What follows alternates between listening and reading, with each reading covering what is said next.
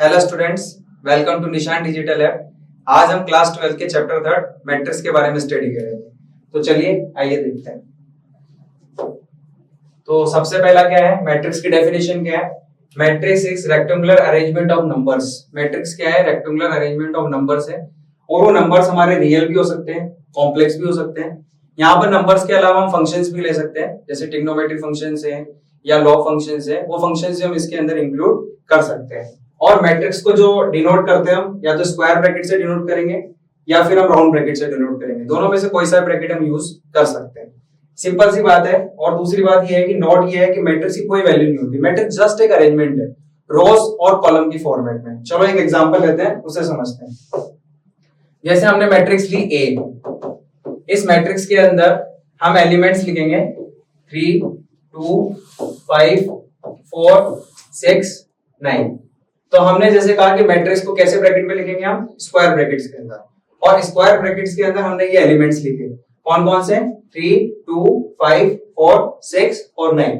तो मैट्रिक्स को अरेंज करना है रोज और कॉलम की फॉर्म में।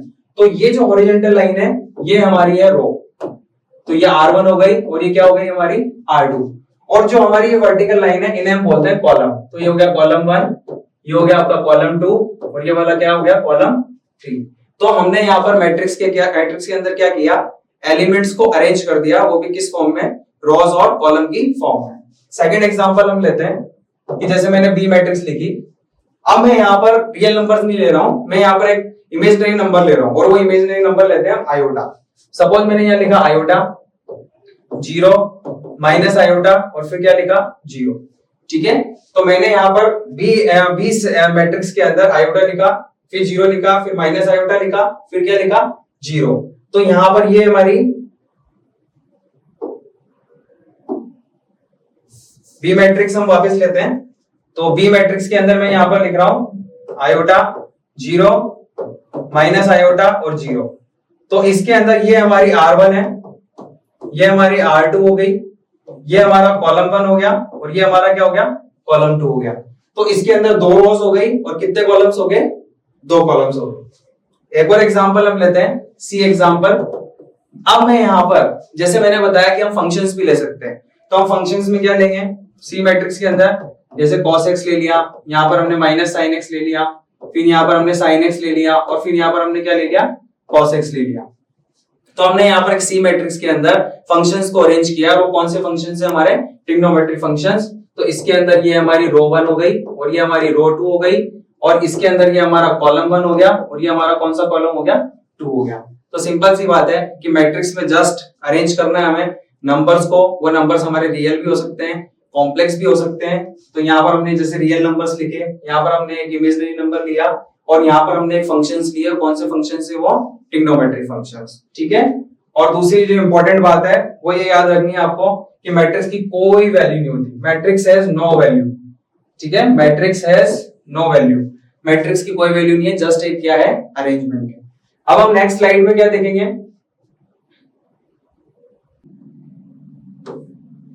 नेक्स्ट स्लाइड में देखेंगे हम ऑर्डर ऑफ मैट्रिक्स कि मैट्रिक्स का ऑर्डर क्या है। तो जैसे हमने ए मैट्रिक्स ली, यहां पर हमने सबसे पहले लिखा A11। A11 का मतलब है फर्स्ट रो फर्स्ट कॉलम में आने वाला एलिमेंट। A12 का मतलब है फर्स्ट रो सेकंड कॉलम में आने वाला एलिमेंट। A13 का मतलब है फर्स्ट रो थर्ड कॉलम में आने वाला एलिमेंट। इस तरह से हमारी रो तो वही रहेगी बट कॉलम चेंज हो जाएगा। तो कॉलम हमने एक बीच में ले लिया कि कोई jth कॉलम आएगा, फिर हमारा इस तरह से रो फर्स्ट रहेगी और लास्ट में कोई ना कोई कॉलम का एंड होना ही है। तो यहाँ पर हमारा कॉलम कौन सा आ गया, लास्ट nth कॉलम आ गया। उसी तरह से जब हम यहाँ आएंगे तो second row first column, second row second column, second row third column और सेकंड रो कौन सा कॉलम, jth कॉलम। और यहाँ सेकंड रो कौन सा कॉलम हो गया, nth कॉलम। इसी तरह से जब हम रो में आ गए तो बीच में कोई हमारी ith रो आएगी। तो ith row first column, ith row second column, ith row third column और ith रो और कौन सा कॉलम आ जाएगा, jth कॉलम। और ith रो और कौन सा कॉलम आ जाएगा लास्ट में, nth कॉलम। अब हमारी रो का भी फिनिश होना ही है। तो हमारी लास्ट वाली सपोज रो है mth row first column, mth row second column, mth row third column, mth row jth column और mth रो nth कॉलम। तो हमारे इस मैट्रिक्स के अंदर टोटल नंबर ऑफ रोज कितनी हो गई, m। टोटल रोज कितनी हो गई, m। और टोटल कॉलम कितने हो गए हमारे, n। तो इस मैट्रिक्स का जो ऑर्डर हो गया वो ऑर्डर क्या हो गया आपका, m इंटू n। यानी कि इस मैट्रिक्स के अंदर m रोज है और कितने कॉलम्स है हमारे, n कॉलम्स है। तो इस पूरे जो ऑर्डर को हमने समराइज करके कैसे लिखा, A equal to A I j m into n. और ये जो ए आई जे है इसे बोलते हैं हम जनरल एलिमेंट। कौन सा element? General element. A I J को हम क्या बोलते हैं? General element. अब यहां पर हमारे पास एक नोट है कि अगर किसी मैट्रिक्स का ऑर्डर m इंटू एन है तो उसके अंदर टोटल नंबर ऑफ एलिमेंट्स कितने होंगे। अगर क्वेश्चन आ जाए if a matrix has order m into n, तो टोटल नंबर ऑफ एलिमेंट्स हमें बताने हैं। तो आप उस रो को कॉलम से क्या कर दो? सिंपल मल्टीप्लाई कर दो, तो आपके पास टोटल एलिमेंट्स कितने आ जाएंगे? mn आ जाएंगे। देखते हैं हम कैसे। जैसे हमारे पास किसी मैट्रिक्स का ऑर्डर है और उसके अंदर जो एलिमेंट लिखे हुए हैं वो 3, 5, 6, 2, 4 और 9 लिखा हुआ है। और इसकी रोज कितनी है? 2 रोज है और इसके अंदर कॉलम कितने हैं? 3। तो आपसे क्वेश्चन में पूछा है कि इसके टोटल एलिमेंट्स बताओ। तो टोटल एलिमेंट्स क्या होंगे हमारे? टोटल एलिमेंट्स 2 को किससे मल्टीप्लाई कर दो? 3 से। तो आंसर कितना आ जाएगा हमारा? 6। तो इस तरह से आपको अगर ऑर्डर दे दे, टोटल एलिमेंट्स पूछ ले, तो आपको इस तरह से बताना है कि रो को कॉलम से क्या कर दो? मल्टीप्लाई कर दो। इसके अंदर एक और क्वेश्चन ये आता है। क्वेश्चन क्या है देखते हैं हम। एक क्वेश्चन लेते हैं। If a matrix has 12 elements, अगर किसी मैट्रिक्स के अंदर कितने एलिमेंट्स हैं? 12 एलिमेंट्स हैं। तो हमें ऑर्डर बताना है कि उसका ऑर्डर क्या क्या होगा। अगर किसी मैट्रिक्स के अंदर कितने एलिमेंट्स हैं? 12 एलिमेंट्स हैं, तो उसके ऑर्डर क्या क्या होंगे, क्या क्या पॉसिबल ऑर्डर के आप मैट्रिक्स बना सकते हो सकता है हम 12 रोज ले लें और कितने कॉलम ले लें? 1 कॉलम। या फिर हम 1 रो लें और कितने कॉलम लें? 12 कॉलम। या हम 2 रोज ले लें और कितने कॉलम ले लें? 6। या फिर 6 रोज और कितने कॉलम ले लें? 2। इसी तरह से हम 3 रोज और कितने कॉलम ले लें? 4। और 4 रोज और कितने कॉलम ले लें? 3। तो अगर 12 एलिमेंट्स है तो हमारे कितने पॉसिबल ऑर्डर की मैट्रिक्स बन सकती है? 1, 2, 3, 4, 5, 6। तो टोटल पॉसिबल ऑर्डर जो हमारे टोटल पॉसिबल मैट्रिसेस जो बनेगी हमारी, वो टोटल कितनी बन जाएगी? 6। अगर किसी मैट्रिक्स के अंदर 12 एलिमेंट्स है तो हम इस ऑर्डर की क्या बना सकते हैं? हम मैट्रिक्स बना सकते हैं। चलिए देखते हैं आगे। आपको ये मैंने बता ही दिया कि मैट्रिक्स का ऑर्डर m इंटू n है, तो टोटल नंबर ऑफ एलिमेंट्स कितने हो जाएंगे? mn। और अगर कभी आपको एलिमेंट्स दे दे, ऑर्डर पूछे, तो मैंने अभी जैसे एग्जांपल आपको समझाया उसके अकॉर्डिंग आपको उसका आंसर देना है। अब हम नेक्स्ट स्लाइड के अंदर देखते हैं type of matrix. Type of matrix की मैट्रिक्स किस किस तरह की होती है। तो सबसे पहले हम देखते हैं रो मैट्रिक्स। ठीक है, रो मैट्रिक्स की डेफिनेशन क्या है?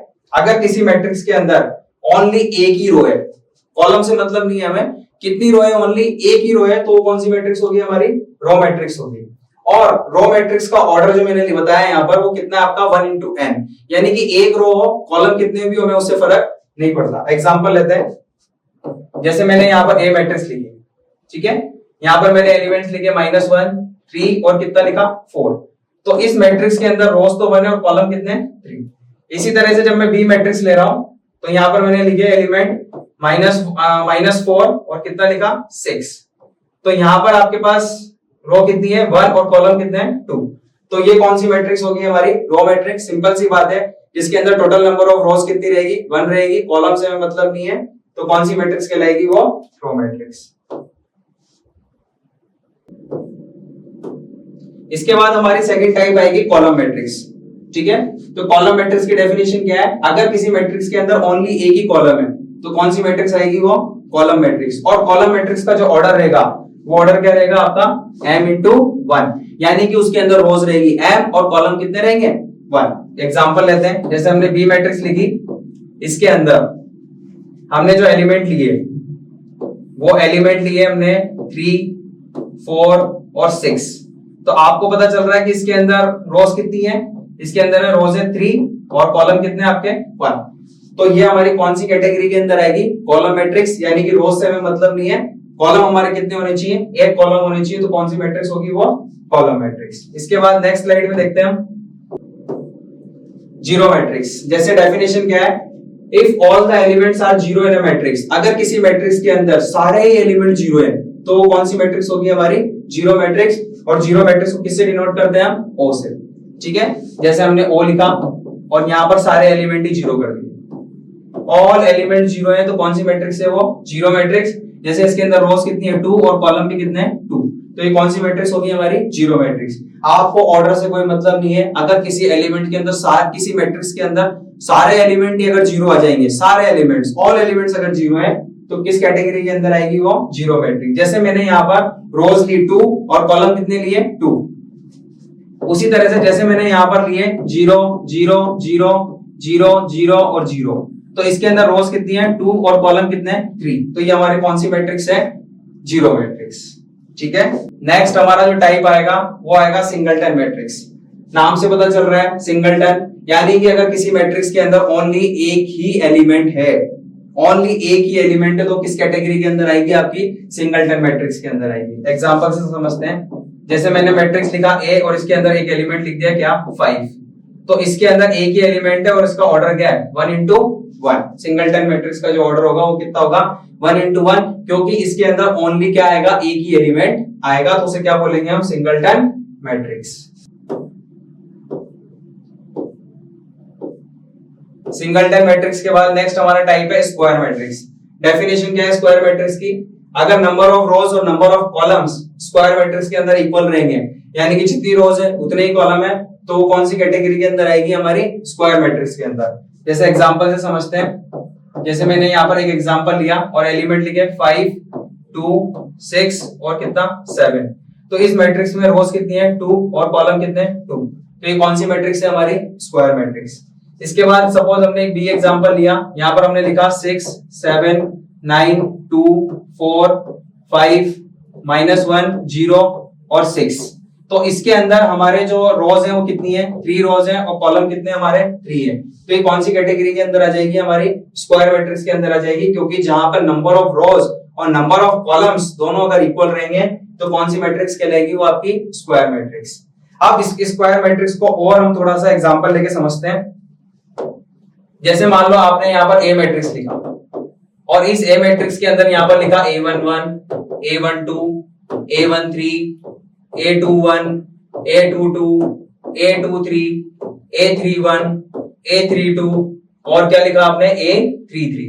A11 का मतलब है फर्स्ट रो फर्स्ट कॉलम में आने वाला एलिमेंट, A12 का मतलब है फर्स्ट रो सेकंड कॉलम में आने वाला एलिमेंट, A13 का मतलब है फर्स्ट रो थर्ड कॉलम में आने वाला एलिमेंट, A21 का मतलब है सेकंड रो फर्स्ट कॉलम में आने वाला एलिमेंट, A22 का मतलब है सेकंड रो सेकंड कॉलम में आने वाला एलिमेंट और A23 का मतलब है सेकंड रो थर्ड कॉलम में आने वाला एलिमेंट। इसके साथ ही A31 का मतलब है थर्ड रो फर्स्ट कॉलम में आने वाला एलिमेंट, A32 का मतलब है थर्ड रो सेकंड कॉलम में आने वाला एलिमेंट और A33 का मतलब है थर्ड रो थर्ड कॉलम में आने वाला एलिमेंट। तो आपको इन एलिमेंट्स में ये जो डायगोनल दिख रहा है, ये वाला, ये जो डायगोनल है, इसको बोलते हैं प्रिंसिपल डायगोनल। कौन सा डायगोनल है ये?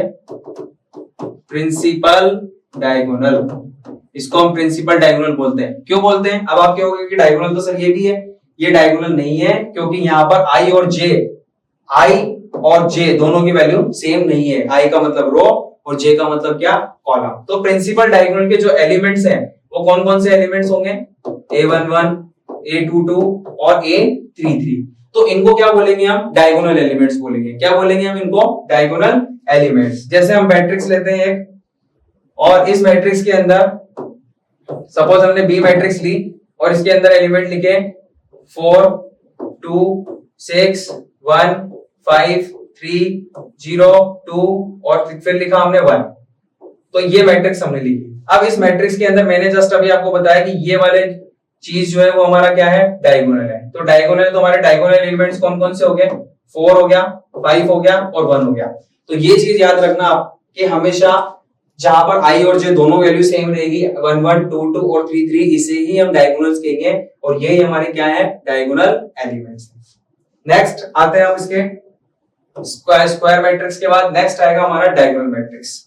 डायगोनल मैट्रिक्स क्या है? डायगोनल मैट्रिक्स स्क्वायर मैट्रिक्स ही है, बट उसके अंदर कुछ चेंजेस है। क्या चेंजेस है? अगर all the element principal diagonal को छोड़कर, जैसे अभी मैंने बात करी थी कि प्रिंसिपल डायगोनल को छोड़कर अगर सारे एलिमेंट क्या होंगे?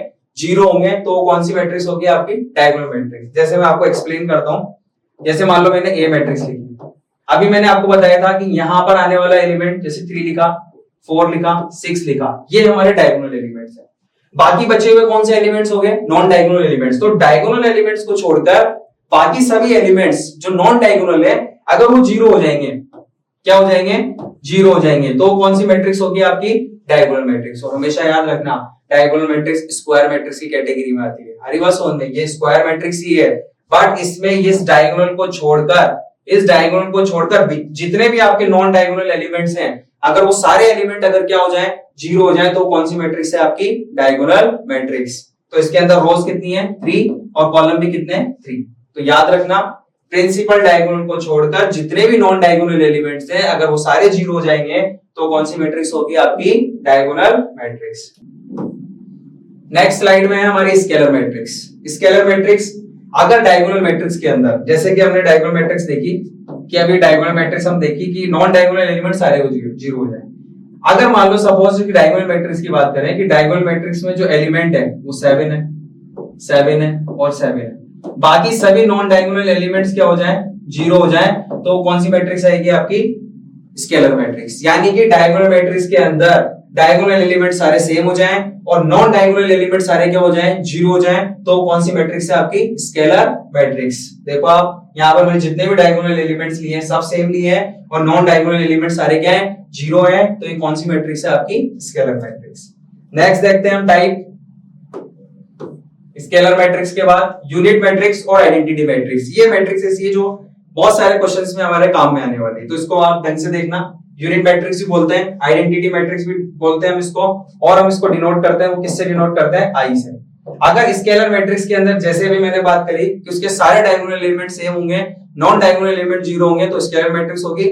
आइडेंटिटी मैट्रिक्स के अंदर अगर उसके डायगोनल एलिमेंट सारे क्या है, 1 है और नॉन डायगोनल जीरो है, तो कौन सी मैट्रिक्स आएगी, वो आइडेंटिटी मैट्रिक्स। तो ये आइडेंटिटी मैट्रिक्स वो भी किस ऑर्डर की है, 2 into 2, यानी कि इसके अंदर नंबर ऑफ रोज 2 है और नंबर ऑफ कॉलम्स भी कितने, 2 है। इसी तरह से एक आइडेंटिटी मैट्रिक्स का एग्जांपल और लेते हैं हम, 1 0 0 0 1 0 0 0 और 1। तो ये हमारी कौन सी मैट्रिक्स होगी, आइडेंटिटी मैट्रिक्स होगी, और इसका जो ऑर्डर हो गया वो कितना हो गया, 3 into 3 हो गया। क्लियर है, ये चीज याद रखना आप लोग कि नॉन डायगोनल एलिमेंट जीरो और डायगोनल एलिमेंट के अंदर सारे एलिमेंट्स क्या आ जाए, 1 आ जाए, तो कौन सी मैट्रिक्स होगी, आइडेंटिटी मैट्रिक्स होगी। और उस आइडेंटिटी मैट्रिक्स को हम किससे डिनोट करेंगे, हम आई से डिनोट करेंगे। नेक्स्ट आएगी हमारी ट्रायंगुलर मैट्रिक्स। ठीक है, एक स्क्वायर मैट्रिक्स को ट्रायंगुलर कब कहते हैं, ठीक है, इसको हम एग्जांपल से समझते हैं, डेफिनेशन हम बाद में देख लेंगे, एग्जांपल लेते हैं। सपोज हम यहाँ पर एक मैट्रिक्स ली हमने और उस मैट्रिक्स के अंदर मैं एलिमेंट्स लिख रहा हूं कि 3 लिखा मैंने और यहाँ पर 6 लिखा, यहाँ पर लिख दिया मैंने 0, यहाँ लिख दिया 0, और यहाँ पर मैंने लिख दिया 2, यहाँ पर मैंने लिख दिया -2, यहाँ लिख दिया मैंने 4 लिख दिया सपोज, यहाँ लिख दिया 1, ठीक है, और यहाँ लिख दिया आपका 6 अगेन। तो इसके अंदर ये वाला हमारा डायगोनल है, ये चीज हमारी डायगोनल है। अगर इस डायगोनल के ये वाले एलिमेंट को भी चेंज कर दें और यहाँ पर लिख देते हैं 5 सपोज, और इस डायगोनल के जितने भी नीचे वाले एलिमेंट्स हैं, नीचे वाले एलिमेंट्स, इस डायगोनल के नीचे वाले एलिमेंट्स हो गए, यानी कि all elements below the principal diagonal, तो ये हमारी अपर ट्रायंगुलर आएगी। कौन सी मैट्रिक्स है ये, अपर ट्रायंगुलर मैट्रिक्स। अगर प्रिंसिपल डायगोनल के बिलो वाले सारे एलिमेंट 0 हैं तो वो कौन सी मैट्रिक्स है, अपर ट्रायंगुलर। और बी मैट्रिक्स लेते हैं हम, यहाँ पर हमने लिखा 6, यहाँ लिखा 0, यहाँ लिखा 0, यहाँ लिखा 4, यहाँ लिखा 0, यहाँ लिखा 1, यहाँ लिखा 5, यहाँ लिखा 2 और यहाँ लिखा हमने 6। तो आप ये देखो, ये हमारा प्रिंसिपल डायगोनल है और इस प्रिंसिपल डायगोनल के अबव वाले सारे एलिमेंट 0 हैं, ऊपर वाले सारे एलिमेंट 0 हैं, तो ये हमारी कौन सी कैटेगरी के अंदर आएगी, लोअर ट्रायंगुलर मैट्रिक्स। कौन सी मैट्रिक्स है ये हमारी, लोअर ट्रायंगुलर मैट्रिक्स। इसके बाद देखते हैं हम डेफिनेशन पे फिर से आ जाते हैं कि किसी भी मैट्रिक्स को हम ट्रायंगुलर मैट्रिक्स कब कहेंगे, अगर ऑल द एलिमेंट्स अबव और below the principal diagonal, principal diagonal के ऊपर और नीचे वाले एलिमेंट्स अगर 0 हैं तो ट्रायंगुलर मैट्रिक्स के अंदर आ जाएंगे। और ये हमारी 2 टाइप्स की हैं। कौन कौन से टाइप्स हैं इसके, जैसे हमने पहले देखा अपर ट्रायंगुलर, तो किसी भी स्क्वायर मैट्रिक्स को अपर ट्रायंगुलर कब कहेंगे, जैसे अभी मैंने बताया था आपको एग्जांपल के अंदर कि all elements below the principal diagonal. जैसे यहाँ पर एग्जांपल भी है हमारे पास, ये देखो आप, ये प्रिंसिपल डायगोनल है और इस प्रिंसिपल डायगोनल के नीचे वाले सारे एलिमेंट 0 हैं, तो ये अपर ट्रायंगुलर हो गई। इसी तरह से नेक्स्ट जो स्लाइड आएगी हमारी, उसके अंदर आपका जो है लोअर ट्रायंगुलर, इसके अंदर इस डायगोनल मैट्रिक्स जो आपने देखी, इस डायगोनल मैट्रिक्स के अंदर जितने भी ऊपर वाले जो एलिमेंट्स हैं वो सारे जीरो है, तो ये किस कैटेगरी के अंदर आ जाएगी? आपकी लोअर ट्रायंगुलर मैट्रिक्स के अंदर आ जाएगी। ठीक है बच्चों, यहां तक आपको टाइप ऑफ मैट्रिसेस क्लियर है। अब हम जो नेक्स्ट क्लास में पढ़ेंगे वो इक्विलिटी ऑफ टू मैट्रिसेस पढ़ेंगे। Thank you very much.